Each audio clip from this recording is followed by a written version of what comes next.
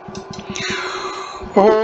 भूर्भुवः स्वः तत्सवितुर्वरेण्यं भर्गो देवस्य धीमहि धियो यो नः प्रचोदयात्।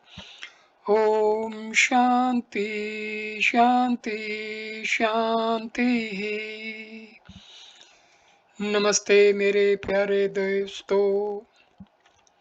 महर्षि रामना ने आत्म साक्षात्कार का एक बहुत ही सटीक और अद्भुत प्रयोग संसार के लोगों के लिए दिया था। उनके अनुसार आप अपने आप से प्रश्न कीजिए कि मैं कौन हूँ, और इस पर गहराई से विचार करते चले जाइए। लेकिन मैं कौन हूँ, इसको एक मंत्र की तरह जपना नहीं है, केवल हृदय में इसका ध्यान रखना है कि मैं कौन हूँ। इससे आत्म साक्षात्कार का सही रास्ता मिल जाता है। चलिए इसके बारे में महर्षि ने क्या कहा है, हम आगे देखते हैं। सभी जीव दुख रहित शाश्वत सुख की इच्छा रखते हैं तथा हर किसी में देखा गया है कि उसे स्वयं के प्रति सर्वाधिक प्रेम होता है। सुख ही प्रेम का कारण है। वह सुख जो स्वयं का स्वभाव है और जिसकी अनुभूति मन रहित गहन निद्रा की अवस्था में होती है, कि प्राप्ति के लिए व्यक्ति को अपने स्वयं को जानना चाहिए। उसके लिए मैं कौन हूँ का विचार ही प्रमुख साधन है। यहाँ पर मैं अहम को प्रकट करता है, कौन पर्सन है, और हूँ एग्जिस्टेंस को प्रकट करता है, सत्ता को प्रकट करता है, आत्मा की सत्ता को प्रकट करता है। तो मैं कौन हूँ, इसमें अहम जो है अपने आप से प्रश्न कर रहा है कि मैं कौन हूँ। बार बार इस तरह के प्रश्न से अहम को चोट पहुँचती है और अहम कमज़ोर पड़ता चला जाता है। लंबे अभ्यास के बाद एक समय ऐसा आता है कि अहम बिल्कुल नष्ट हो जाता है और आत्म साक्षात्कार हो जाता है। मैं कौन हूँ? सप्त धातुओं से बना स्थूल शरीर मैं नहीं हूँ। शब्द, स्पर्श, रूप, रस, गंध, इन पांचों विषयों को पृथक ग्रहण करने वाले क्रमशः कर्ण, त्वचा, नेत्र, जिह्वा और नासिका, ये पांचों ज्ञानेंद्रियां भी मैं नहीं हूँ। वाणी, गमन, ग्रहण, मल विसर्जन, आनंद, ये पंचविध क्रियाएं करने वाली क्रमशः वाक, पाद, पाणी, पायु और उपस्थ, ये पांचों कर्मेंद्रियां भी मैं नहीं हूँ। श्वास आदि पंच कर्म करने वाले प्राण आदि वायु पंचक भी मैं नहीं हूँ। सप्त धातु रस, रक्त, मांस, मज्जा, मेद, अस्थि और शुक्र भी मैं नहीं हूँ। संकल्प करने वाला मन भी मैं नहीं हूँ। सर्व विषयों एवं सर्व कर्मों से रहित तथा केवल विषय वासनाओं से युक्त अज्ञान भी मैं नहीं हूँ। यदि मैं इनमें से कोई नहीं हूँ तो मैं कौन हूँ? उपरोक्त सभी को नेति नेति से निरस्त करने के बाद जो केवल चैतन्य बसता है वह मैं हूँ। तीसरा प्रश्न पैदा होता है, उस चैतन्य का स्वरूप क्या है? चैतन्य का स्वरूप सच्चिदानंद है, सत्य चित आनंद है। चौथा प्रश्न, स्वरूप का दर्शन कब होगा? जब दृश्य जगत का लोप होता है तो स्वरूप का बोध होता है जो दृष्टा है। यहाँ स्वरूप से मतलब है आत्मा का, और आत्मा साक्षी भाव रखता है। पांचवा, क्या दृश्य जगत के बोध प्रतिभास के साथ स्वरूप दर्शन नहीं हो सकता? महर्षि कहते हैं ये संभव नहीं है, ऐसा नहीं होता। फिर प्रश्न पैदा होता है, ऐसा क्यों नहीं होता है? दृष्टा और दृश्य रज्जु और सर्प जैसे हैं। जैसे कि रस्सी का ज्ञान जो अधिष्ठान आधार है तब तक उदित नहीं होगा जब तक कि काल्पनिक सर्प का मिथ्या ज्ञान नहीं चला जाता। उसी प्रकार स्वरूप ध्यान जो अधिष्ठान आधार है की प्राप्ति तब तक नहीं हो सकती जब तक कि कल्पित जगत का विनाश नहीं हो जाता। सातवां प्रश्न, दृश्य जगत बोध का नाश कब होगा? उत्तर, मन जो सभी ज्ञान अनुभवों एवं समस्त कर्मों का कारण है के लीन होने पर जगत का लोप हो जाएगा।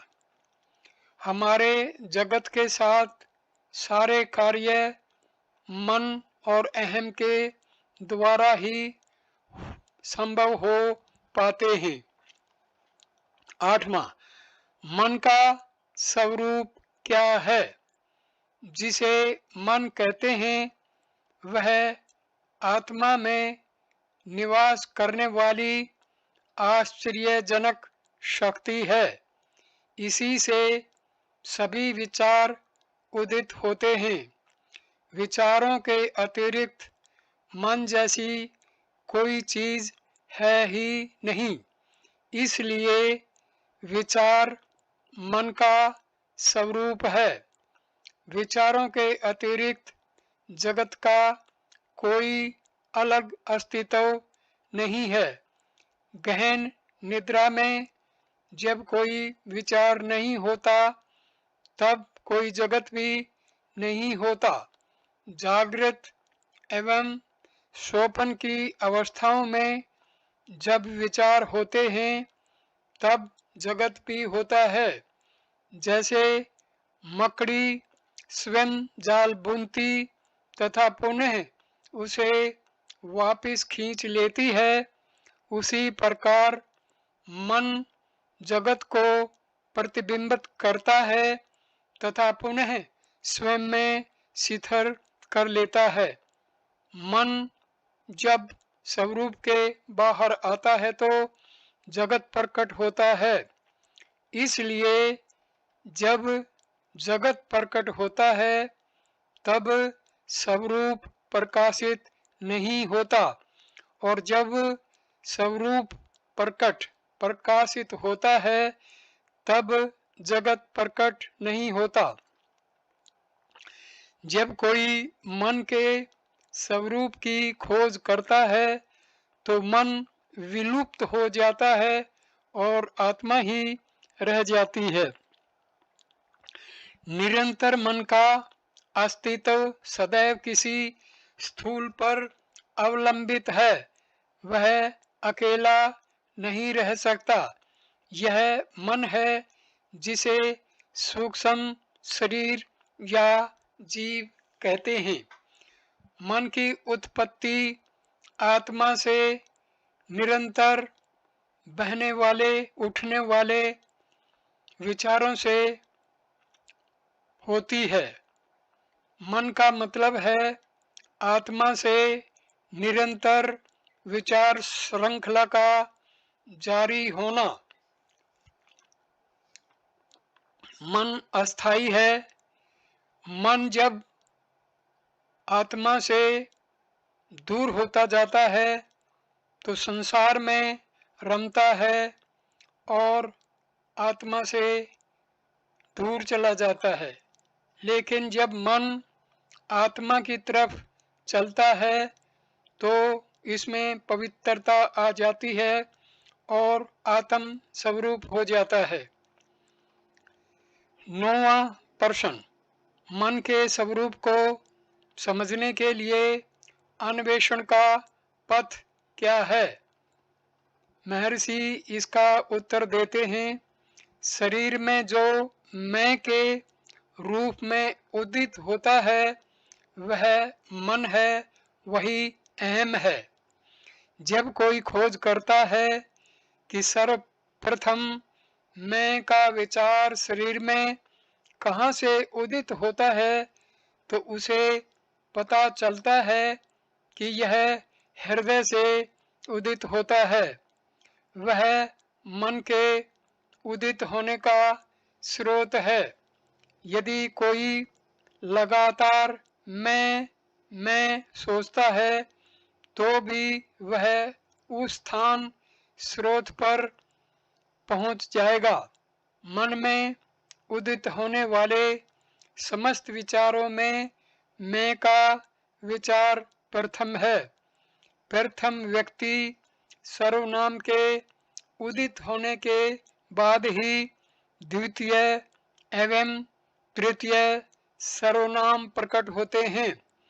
प्रथम व्यक्तिक सर्वनाम के बिना द्वितीय या तृतीय नहीं हो सकते।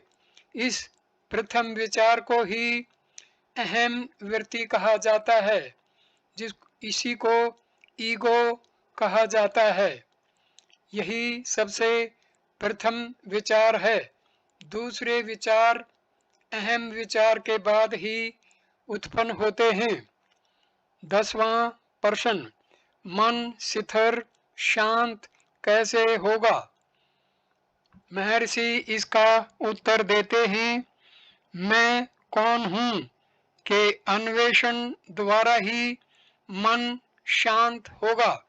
मैं कौन हूँ का विचार सभी अन्य विचारों को नष्ट कर देगा तथा जिस प्रकार शव जलाने के लिए प्रयुक्त डंडा अंत में स्वयं भी जल जाता है, उसी प्रकार यह विचार भी नष्ट हो जाता है। तब वहाँ स्वरूप दर्शन होता है। इसका मतलब है जब मन नष्ट हो जाता है या मन आत्मा के पास जाकर के बहुत पवित्र हो जाता है तो फिर आत्मा का दर्शन होता है। 11वां प्रश्न, मैं कौन हूँ के विचार को सदैव पकड़े रहने का तरीका क्या है? महर्षि इसका उत्तर देते हैं, जब दूसरे विचार उदित होते हैं तो व्यक्ति को उन पर ध्यान नहीं देना चाहिए, बल्कि अन्वेषण करना चाहिए कि वे विचार किसके लिए उदित होते हैं। चाहे जितने भी विचार उदित होते हैं तो क्या फर्क पड़ता है। जैसे ही कोई विचार उदित होता है, व्यक्ति को तत्परता से खोज करनी चाहिए कि किसके लिए यह विचार उदित हुआ। उत्तर आएगा मेरे लिए। इस पर जब व्यक्ति खोज करता है कि मैं कौन हूँ, तो मन अपने स्रोत में वापिस चला जाता है और उदित हुआ विचार शांत हो जाता है। इसके बारंबार अभ्यास से मन अपने स्रोत में रहने की दक्षता विकसित कर लेता है। मन जो सूक्ष्म है, जब बुद्धि एवं ज्ञानेंद्रियों के द्वारा बाहर जाता है तो स्थूल नाम रूप प्रकट होते हैं, और जब यह हृदय में निवास करता है तो नाम रूप विलुप्त हो जाते हैं। मन को बाहर जाने से रोककर उसे हृदय में स्थिर करने को अहम मुख या अंतर्मुखी होना कहते हैं। मन को हृदय से बाहर जाने देने को बहिर्मुखी होना कहते हैं। इस प्रकार जब मन हृदय में निवास करता है तो मैं जो सभी विचारों का मूल है लुप्त हो जाता है और सदैव अस्तित्वमान स्वरूप प्रकाशित होता है। व्यक्ति चाहे जो भी करे उसे बिना मैं के अहंकार के करना चाहिए। जब कोई इस प्रकार से कर्म करता है तो उसके समक्ष सब कुछ शिव स्वरूप के रूप में प्रकट होगा।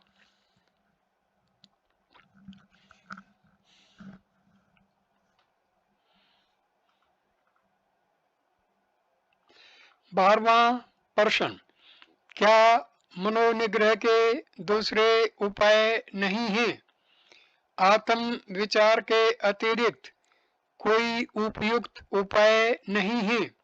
यदि दूसरे उपायों से मन नियंत्रण का प्रयास किया जाता है तो लगता है कि मन नियंत्रित है, किंतु वह पुनः प्रकट हो जाता है। प्राणायाम के द्वारा भी मन स्थिर हो जाएगा, किंतु वह तभी तक नियंत्रित रहेगा जब तक कि प्राण नियंत्रित है, और जब श्वसन आरंभ होता है तो मन पुनः गतिशील हो जाता है तथा संचित वासनाओं के अनुरूप भटकेगा। मन और प्राण दोनों ही का स्रोत एक ही है। निश्चित ही विचार मन का स्वरूप है। मैं का विचार मन का प्रथम विचार है और यही अहंकार है। जहाँ से अहंकार उत्पन्न होता है वहीं से श्वसन भी आरंभ होता है। इसलिए जब मन स्थिर होता है तो श्वास नियंत्रित हो जाता है, और जब श्वास नियंत्रित होता है तो मन स्थिर हो जाता है। किंतु सुषुप्ति में यद्यपि मन स्थिर रहता है किंतु श्वास नहीं रुकता है। यह ईश्वरीय इच्छा के कारण है ताकि शरीर सुरक्षित रहे और लोग यह नहीं समझें कि यह मर गया है। जागृत एवं समाधि की अवस्थाओं में जब मन शिथिल हो जाता है तो श्वास नियंत्रित रहता है। प्राण मन का स्थूल रूप है। मृत्यु के अक्षण तक मन प्राण को शरीर में रखता है। जब शरीर मर जाता है तो मन प्राण को साथ ले जाता है। इसलिए प्राणायाम का अभ्यास मनोनिग्रह में सहायक तो है, किंतु यह मन का नाश नहीं करता। प्राणायाम की तरह मूर्ति ध्यान, मंत्र जप, आहार नियमन आदि मन को शिथिल करने में सहायक हैं। मूर्ति ध्यान एवं मंत्र जप से मन एकाग्र हो जाता है।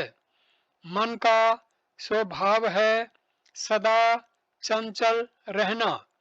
जैसे सदा हिलते रहने वाले हाथी की सूंड में यदि एक जंजीर दे दी जाए तो वह हाथी जैसे किसी दूसरी चीज को पकड़ने का प्रयत्न किए बिना उस जंजीर को ही पकड़े चलता रहता है। उसी प्रकार मन को भी किसी नाम या रूप ईश्वर के में अनुसक्त रहने के अभ्यास से जोड़ा जाए तो वह उसी को ग्रहण किए रहेगा। मन जब असंख्य विचारों के रूप में फैलता है तो प्रत्येक विचार अत्यंत बलहीन होते हैं, किंतु विचारों के लीन लुप्त होते होते ही मन एकाग्र एवं बलवान हो जाता है। ऐसे मन के लिए आत्म अन्वेषण सरल हो जाता है। सकल नियमों में श्रेष्ठ मित एवं सात्विक आहार है। इन नियमों के पालन से मन में सद्गुण की वृद्धि होती है, जो आत्म अन्वेषण में सहायक होगा। 13वां प्रश्न, समुद्र की लहरों की भांति संचित विषय वासनाओं के असीमित विचार प्रकट होते हैं, वे सब कब नष्ट होंगे? उसका महर्षि उत्तर देते हैं, स्वरूप ध्यान तीव्र होते ही वे विचार क्रमशः नष्ट हो जाएंगे। 14वां प्रश्न, क्या आदि काल से चली आ रही विषय वासनाओं का विनष्ट होना तथा स्वरूप मात्र बनकर रहना संभव है? यह संभव है या नहीं, संदेह को स्थान दिए बिना निरंतर स्वरूप ध्यान में सुदृढ़ रहना चाहिए। कोई चाहे कितना बड़ा पापी क्यों ना हो, मैं तो पापी हूँ, मेरा उद्धार कैसे हो सकता है, यूं दीन हो प्रलाप न करते हुए मैं पापी हूँ के विचार को पूरी तरह त्याग कर यदि वह सतत स्वरूप ध्यान में संलग्न रहेगा तो निश्चित ही सफल होगा। शुभ मन और अशुभ मन ऐसे दो मन नहीं हैं, मन एक ही है। वासनाएं ही शुभ एवं अशुभ दो तरह की होती हैं। मन जब शुभ वासनाओं के वशीभूत होता है तब उसे शुभ मन कहते हैं, और जब अशुभ वासनाओं के वशीभूत रहता है तब वह अशुभ मन कहलाता है। प्रपंच विषयों में मन नहीं लगाना चाहिए तथा उसे दूसरे के कार्यों में हस्तक्षेप नहीं करना चाहिए। दूसरे लोग कितने भी बुरे क्यों न हों, उनसे द्वेष नहीं करना चाहिए। राग द्वेष दोनों त्याज्य हैं। दूसरों को जो कुछ दिया जाता है वह सब अपने आप को दिया जाता है। इस सत्य को जान लेने के बाद भला कौन दूसरों को नहीं देना चाहेगा। अहंता के उदित होने से सब कुछ उदित होगा। अहंता के विलीप होने से सब कुछ विलीन हो जाएगा। हम जितना अधिक विनम्र हो आचरण करेंगे उतना ही अधिक हमारा हित होगा। मन को निगृहित करके कोई कहीं भी रह सकता है। 15वां प्रश्न, आत्म अन्वेषण का अभ्यास कब तक करना चाहिए। महर्षि इसका उत्तर इस प्रकार देते हैं, जब तक मन में विषय वासनाएं रहती हैं तब तक मैं कौन हूँ का अन्वेषण आवश्यक है। ज्यों-ज्यों विचार उठते हैं त्यों-त्यों उनके उत्पत्ति स्थान में ही आत्म अन्वेषण द्वारा उन सब का नाश करना चाहिए। आत्म स्वरूप की प्राप्ति तक यदि कोई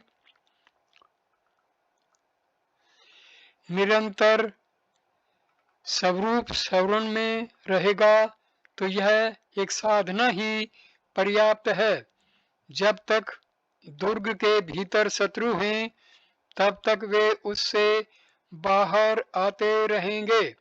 ज्यों-ज्यों वे बाहर आते हैं तथा उन्हें मारते रहें तो दुर्ग हस्तगत हो जाएगा। 16वां प्रश्न, स्वरूप का स्वभाव क्या है। यथार्थ में जो अस्तित्वमान है वह केवल आत्म स्वरूप है। जगत, जीव और ईश्वर इसमें मोती में चांदी के आभास की भांति कल्पित प्रतीति हैं। ये तीनों एक ही समय प्रकट होकर एक ही समय लुप्त होते हैं। जिस स्थान पर मैं का किंचित मात्र विचार नहीं होता वहाँ स्वरूप है, वहीं मौन है। स्वरूप स्वमेव जगत है, स्वरूप स्वमेव मैं है, स्वरूप स्वमेव ईश्वर है, सब कुछ शिव स्वरूप है। 17वां प्रश्न, क्या सब कुछ ईश्वर के कार्य नहीं है।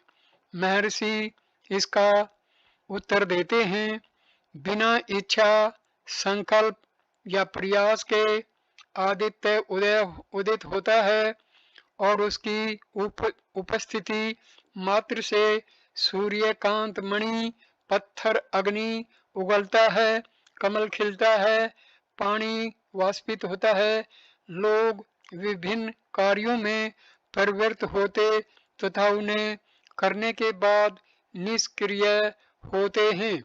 जिस प्रकार चुंबक के समक्ष सुई हिलती है उसी प्रकार संकल्प विहीन ईश्वर की सन्निधि विशेष मात्र से होने वाले त्रिकर्मों अथवा पंचकृतों से नियंत्रित सकल जीव अपने अपने कर्मानुसार कार्य कर विश्राम करते हैं। इसके विपरीत वह संकल्प रहित है, वह किसी से बंधा नहीं है। यह ठीक उसी प्रकार है जैसे लोक क्रियाएं सूर्य को प्रभावित नहीं करती या अन्य चार भूत के गुण अवगुण व्यापक आकाश पर प्रभाव नहीं डाल पाते। 18 भक्तों में श्रेष्ठ कौन है। स्वरूप के रूप में उपस्थित ईश्वर को जो स्वयं को समर्पित करता है वह सबसे उत्तम भक्त है। ईश्वर को समर्पित करने का अर्थ है कि आत्मा के अतिरिक्त विचारों को उदित होने के लिए बिना स्थान दिए जो निरंतर आत्मा में रहता है। ईश्वर के ऊपर जो भी भार फेंके जाते हैं वह उनको वहन करता है। जब परमेश्वर शक्ति सकल चीजों को संचालित करती है तो अपने आप को उसको बिना समर्पित किए क्यों हम निरंतर विचारों द्वारा चिंता करते हैं कि क्या करना और किस प्रकार करना चाहिए। हम जानते हैं कि रेलगाड़ी सभी बोझ ले जाती है, इसलिए उसके भीतर प्रवेश के उपरांत हमें छोटा बाहर रेलगाड़ी में रखकर आराम अनुभव करने की जगह तकलीफ सहते हुए अपना सामान सिर पर क्यों लादे रहना चाहिए। 19वां प्रश्न, वैराग्य क्या है? जैसे ही विचार उदित होते हैं उन्हें उनके जन्म स्थान पर उसका बिना कोई चिन्ह छोड़े तुरंत नष्ट कर देना चाहिए। पृथ्वी, जल, अग्नि, वायु ये 4 भूत कहे जाते हैं। जैसे एक गोताखोर अपने कटी पर एक पत्थर बांधे समुद्र के तल पर तैरता है तथा वहां से मोती प्राप्त करता है, उसी प्रकार हम में से प्रत्येक को वैराग्य द्वारा अपने स्वयं के भीतर गोता लगाना चाहिए तथा आत्मा रूपी मोती को प्राप्त करना चाहिए। 20वां प्रश्न, क्या ईश्वर या गुरु किसी जीव को मुक्ति नहीं दे सकते? महर्षि इसका उत्तर देते हैं, ईश्वर या गुरु केवल मुक्ति का मार्ग दिखाएंगे, वे स्वयं जीव को मुक्ति की अवस्था में नहीं ले जा सकते। वास्तव में ईश्वर एवं गुरु भिन्न नहीं है। जिस प्रकार चीते के जबड़े में आया शिकार बाहर नहीं निकल पाता, उसी प्रकार जो गुरु की अनुकंपा दृष्टि की परिधि में आ गए हैं वे नष्ट नहीं होंगे बल्कि गुरु द्वारा रक्षित होंगे। यद्यपि हर किसी को ईश्वर या गुरु द्वारा दर्शाए गए मार्ग पर स्वयं प्रयत्न करना एवं मुक्ति प्राप्त करनी चाहिए। स्वयं को स्वयं के ज्ञान चक्षु द्वारा जानना है, कोई किसी दूसरे के चक्षु द्वारा कैसे जान सकता है? क्या वह जो राम है उसको यह जानने के लिए कि वह राम है एक दर्पण की आवश्यकता होती है? 21वां प्रश्न, मुक्ति की इच्छा रखने वाले को क्या तत्वों का अन्वेषण करना चाहिए? महर्षि इसका उत्तर देते हैं, जिस प्रकार कोई कूड़े को फेंकना चाहता है तो उसे उसका विश्लेषण करने यह देखने के लिए कि वह क्या है कि आवश्यकता नहीं होती, उसी प्रकार जो अपने स्वयं को जानना चाहता है तो उसे ईश्वर को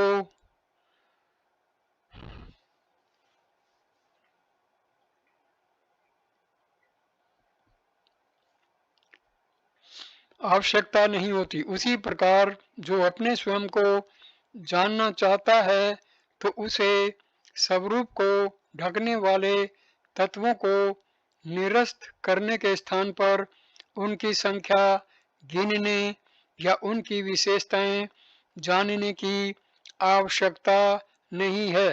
संसार को स्वप्न जैसा मानना चाहिए। 22वां प्रश्न, क्या जागृत एवं स्वप्न में कोई भेद नहीं है? महर्षि इसका उत्तर देते हैं, जागृत की अवस्था दीर्घ तथा स्वप्न की अक्षणिक होती है। इसके अतिरिक्त उनमें कोई भेद नहीं है। जागृत में जागृत की घटनाएं जितनी सच लगती हैं, उसी प्रकार स्वप्न के समय स्वप्न की घटनाएं उतनी ही वास्तविक लगती हैं। स्वप्न में मन एक दूसरा शरीर धारण करता है।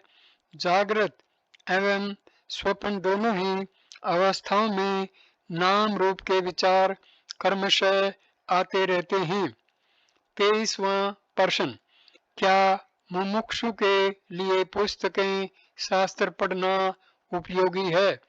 महर्षि कहते हैं, सभी शास्त्र कहते हैं कि मुक्ति पाने के लिए मन को निगृहित करना चाहिए। उनके उपदेशों का सार है कि मन को शांत करना चाहिए। एक बार इसे समझ लेने पर पुस्तकों के अत्यधिक अध्ययन की कोई आवश्यकता नहीं है। मन को शिथिल करने के लिए अपने स्वयं के भीतर केवल अन्वेषण करना चाहिए कि वह स्वयं क्या है। यह अन्वेषण पुस्तकों में कैसे किया जा सकता है? अपने स्वयं की ज्ञान दृष्टि से अपनी आत्मा को जानना चाहिए। स्वरूप पंचकोशों के भीतर है, किंतु पुस्तकें उनके बाहर हैं। जब अपने स्वयं का अन्वेषण पंचकोशों के निरस्तीकरण से करना है, तो क्या इसको पुस्तकों में करना व्यर्थ नहीं है। एक समय आएगा जब उसे समस्त सीखी हुई चीजों को भूलना होगा। 24वां प्रश्न, सुख क्या है? सुख आत्मा का सहज स्वभाव है। सुख एवं स्वरूप अलग नहीं है। संसार की किसी वस्तु में कोई सुख नहीं है। हम अपने अविवेक के कारण कल्पना करते हैं कि प्रपंच वस्तुओं से सुख प्राप्त करते हैं। मन जब बहिर्मुखी होता है तो दुख अनुभव करता है। वास्तव में जब इसकी इच्छाएं पूर्ण होती हैं तो यह अपने स्रोत स्थान पर वापस लौटता है तथा केवल आत्म सुख अनुभव करता है, जो कि आत्मा है। इसी प्रकार की स्थिति गहरी नींद, समाधि या मूर्छा की अवस्था में होती है, और जब ऐच्छिक वस्तु की प्राप्ति या अनैच्छिक मिट जाता है तो मन अंतर्मुखी होकर केवल आत्म सुख अनुभव करता है।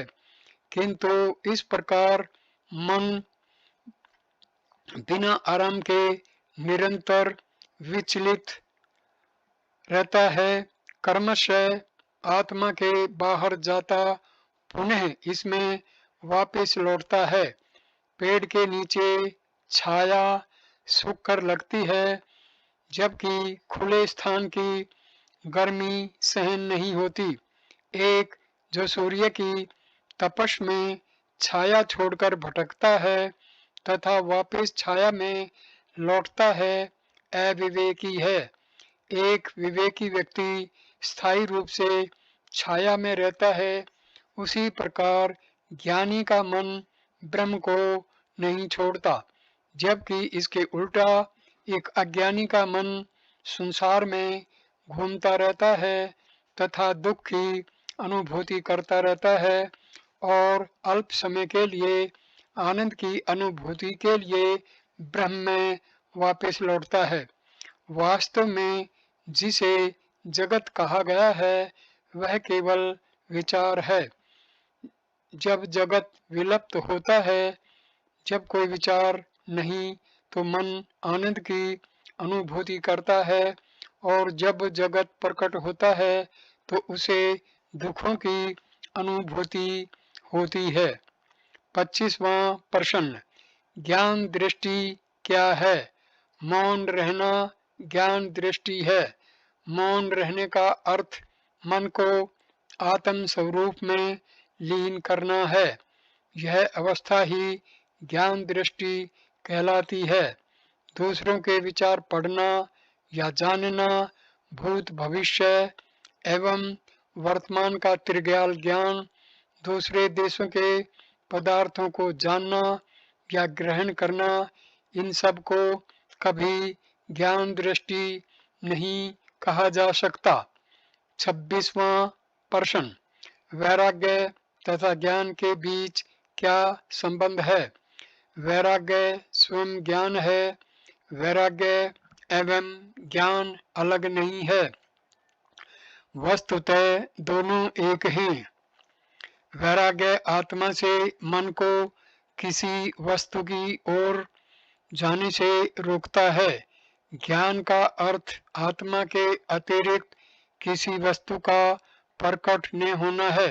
दूसरे शब्दों में किसी अन्य चीज में परिवर्तन होना वैराग्य है। स्वरूप का कभी परित्याग न करना ज्ञान है। 27वां प्रश्न, अन्वेषण एवं ध्यान में क्या भेद है? स्वयं की आत्मा में मन को स्थिर करना अन्वेषण है। हम स्वयं ब्रह्म हैं, सच्चिदानंद हैं का निरंतर भाव ध्यान है। 28वां प्रश्न, मुक्ति क्या है?